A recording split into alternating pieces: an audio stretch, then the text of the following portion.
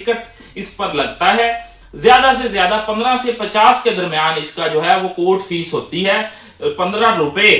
15,000 नहीं, 15 रुपए से 50 रुपए तक इसकी कोर्ट फीस ऊपर जो लगती है टिकट्स की शेप में, तो ये इसकी कोर्ट फीस होती है। और ये दायर कहां पे होता है, इसको प्रेफरेंस जो है अदालत ने या कानून ने जो सहूलत फराहम की है वो खवातीन के लिए ज्यादा सहूलत है कि औरत जहां पर रिहाइश पजीर होगी उस वक्त वो वहीं पर दायर कर सकती है। तो ये आज का हमारा फैमिली केसेस के हवाले से तमाम चीजें थी। और एक चीज मिस होगी, जो केस होगा गार्डियनशिप का, वो गार्डियन कोर्ट में होगा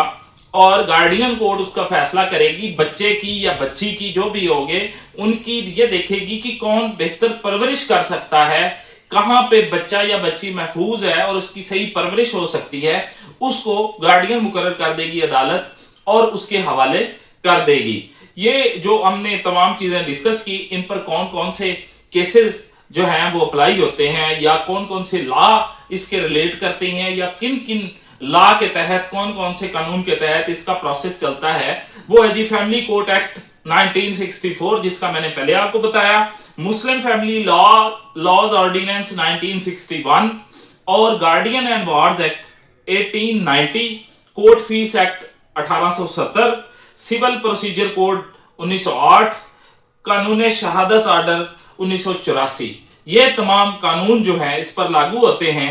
और इसमें अदालत की जो तरजीह देती है अदालत, वो औरत को देती है। औरत को इंसाफ फराहम करने में अदालत जो है अपना किरदार अदा करती है और इसके साथ साथ मर्द के लिए भी अदालत के दरवाजे खुले हैं। और अगर बिला वजह औरत नाराज है तो मर्द जो है ज़न-नशोई का केस करके अपनी बीवी को बजरिया अदालत अपने घर में बसा सकता है। इसका अदालत जो है ज़न-नशोई का केस जो दायर होगा वो जो अगर बीवी बिला वजह अपने मेके चली गई है नाराज होकर, तो अदालत उस पे जो मुदई अपना दावा दायर करेगा ज़न-नशोई के तहत और फैमिली कोर्ट सेशन कोर्ट इस पे अपना फैसला करेगी। वो उसको